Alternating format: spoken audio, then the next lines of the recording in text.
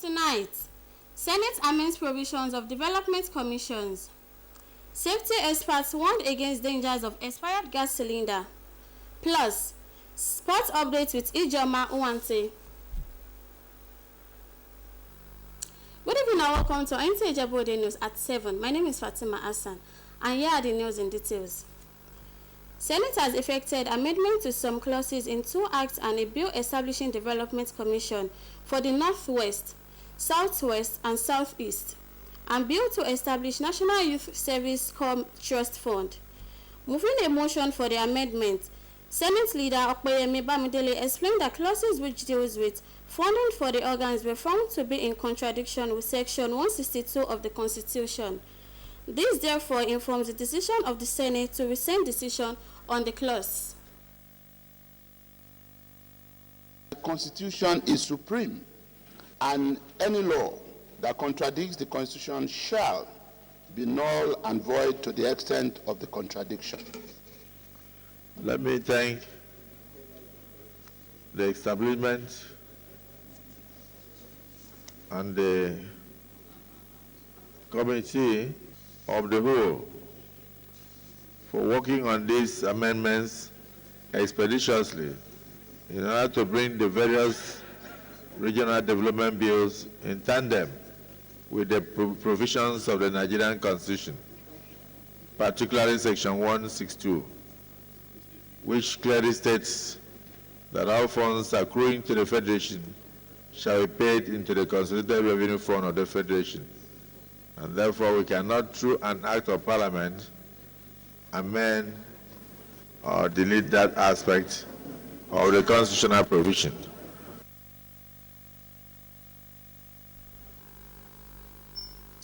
The House of Representatives has passed for second reading the 4th tax form bill submitted to Parliament by President Bola Ahmed Tinubu. The bills are the Nigerian Tax Bill 2024, the Tax Administration Bill, the Nigerian Revenue Service Establishment Bill, and the Joint Revenue Board Establishment Bill. The tax reform bill scaled second reading after 5 months of consultations among lawmakers to iron out contentious issues.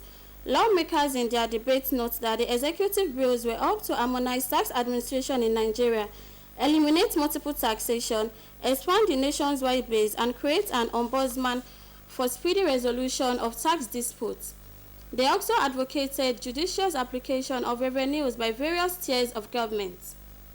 There is an increase in the tax exemption threshold for small businesses with annual turnover of 25 million. So if you are at that level, 25 million to 50 million will be the threshold under which you will be exempted from tax. The general principle of these bills will allow us the level of funding that we need as a nation to grow into the next generation. And when I look at the tax bill itself, sir, it is so state-centric. It gives a lot of more money to states. Federal government reduces its 15% to 10% and gives the 5% to states. It allows states collect stamp duties, things that were not done before. It allows states get enhanced collection because it unifies all taxes.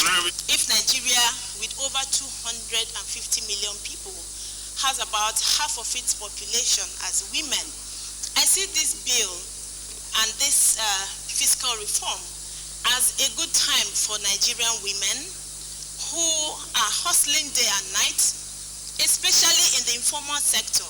There is the concern over burdening the taxpayers. Then also there may be some level of exclusion where technology cannot reach. Section 146 proposes a gradual increase from the current 7.5% to 10% this year, then next year to 12.5% on VAT, that is value-added tax. While government can come with a lot of policies that can allow them implement some of their things, but still government have to also look at the economic hardship Nigerians are facing. One good thing is that innovation is coming. It could be difficult, but it is desirable. And so whilst we oppose some of the letters of the law, we support the spirit of the law in toto. And as parliamentarians, we know the stage at which we can attack those letters and correct them.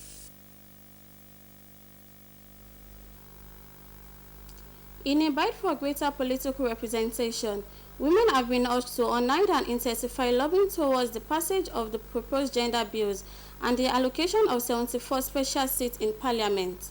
This was during a stakeholders training organized by League of Women Voters under the flagship campaign, A Seat in Parliament. As gas-related explosions continue to pose a threat to households, safety experts are sounding the alarm on the importance of checking the expiring date of gas cylinder. Oyinkansola Ojalade reports from Abeokuta, Ogun State, on the crucial need for public awareness and vigilance in preventing these avoidable tragedies. Gas cylinders are quite common in homes in Abeokuta. For most, it is economical to use a gas cylinder for 10, 15, 20 years without changing it. But experts say that gas cylinders actually do expire, and when they expire, they pose a serious hazard to the homes that they are in. A gas cylinder is a container designed to store and transport LPG, liquefied petroleum gas, commonly used for cooking at home. Compact and mobile gas cylinders or bottles come in a range of sizes to suit lifestyles, whether using them for indoor applications such as cooking or portable gas heaters, or outdoors for barbecues, patio gas heaters, among others. However, it is interesting to note that gas cylinders have expiry dates. How often do residents of Ogun State check the expiry date of their cylinders to avoid stories that touches the heart? Some residents react. This is my first time of hearing that a cylinder expires. I don't really know cylinders do expire.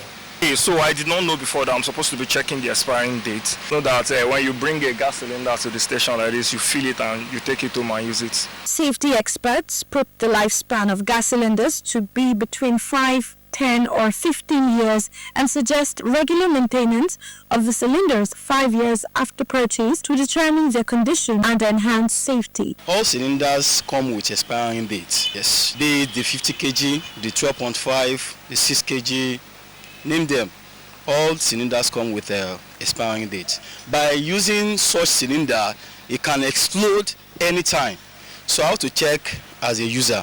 So you need to check at times. They usually write it at the top of the cylinders. So some are written under the cylinders.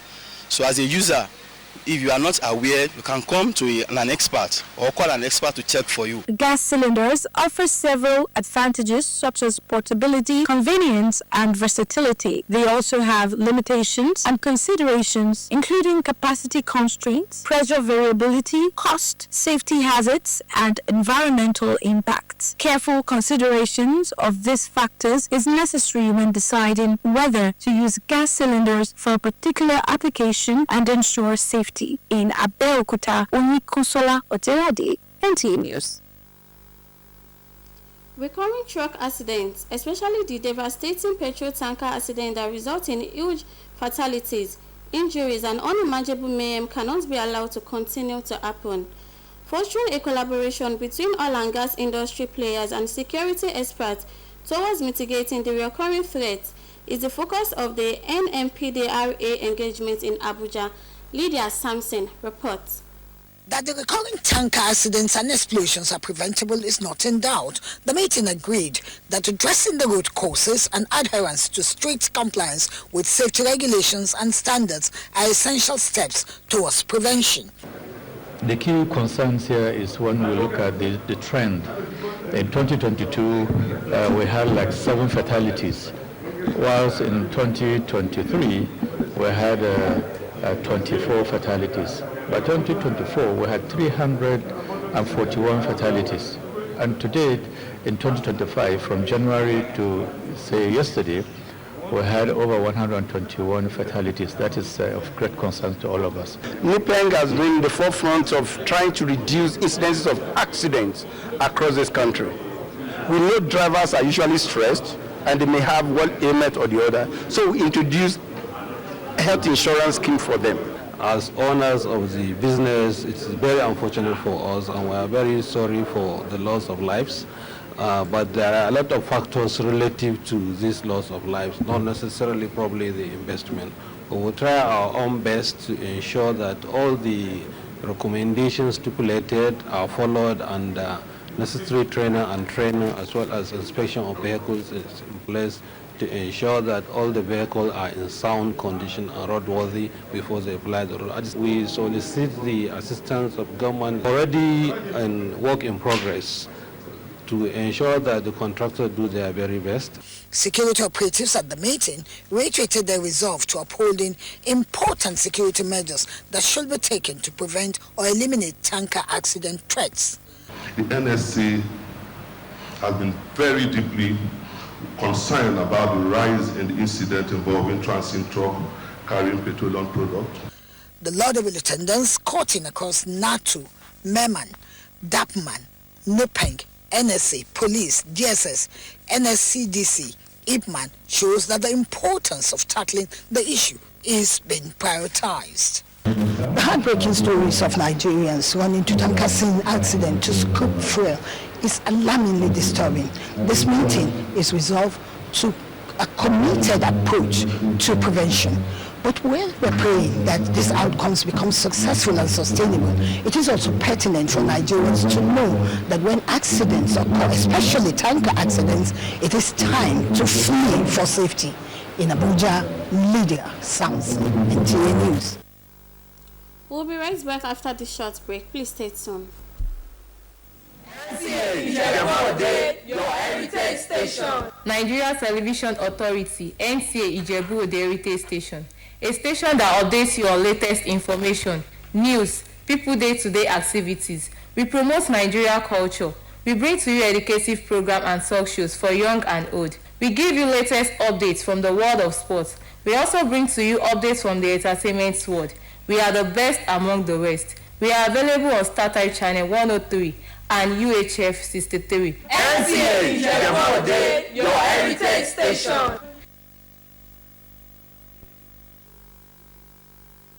The Office of the National Security Advisor has commended validation on preventing and countering violence extremism through proactive guidelines and strategic communication plan. Defense correspondent Ismail Musa reports that the National Counter-Terrorism Center is coordinating the platform.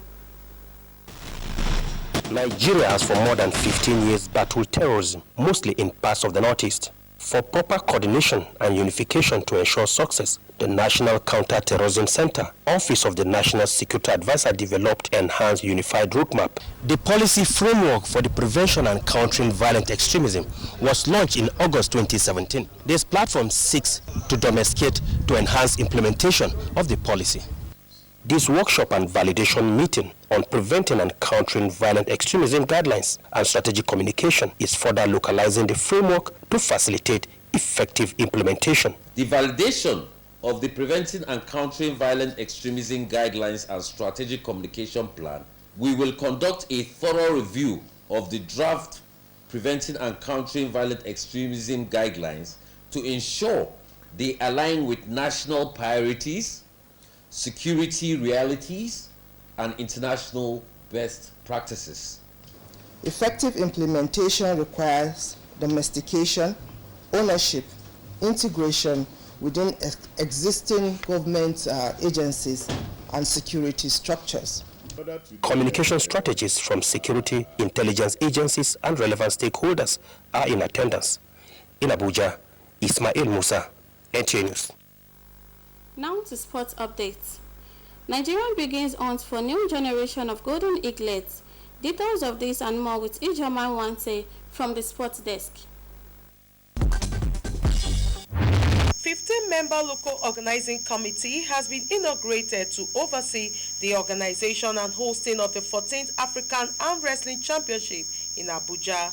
The President, Nigeria Arm Wrestling Federation, Samuel Jackson says about 22 countries are expected to participate in the championship scheduled for 23rd to 27th July 2025 at the Velodrome of Moshood Abiola National Stadium, Abuja. There's little done in Ghana, and we are going to have a lot of fights called Nigerian Jollof fights, and you'll see more of them in the Velodrome come July.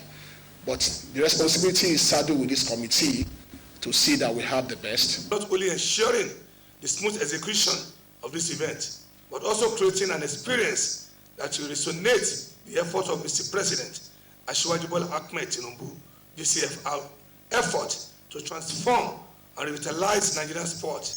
And to football, the Golden Eagles coach Garba Manu says he will continue to ensure that the best legs of right ages represent the country in the under-17 national team. Daniel Upai reports that he gave the assurance during a trial screening where hundreds of youth displayed their bowling skills in Awka, Anambra State. For me and my other colleagues that are handling the under-17 team, they are always after the best to represent the country. Still talking football, Real Madrid stunned Manchester City at the Etihad Stadium by 3-2 to take a slender advantage over the citizens in the first leg of the Champions League playoffs as PSG trashed fellow French side Brest 3-0. In today's UEFA Champions League knockout round playoffs, Club Brugge faced Atalanta, being the first European meeting between the two clubs, while Scottish champion Celtic welcomed Bayern Munich as Monaco, who have failed to score in 2 of their meetings against Benfica, will now also face Benfica. Feyenoord, who have lost just one of their 11 home games in major European competition, will slug it out in knockout round against Milan.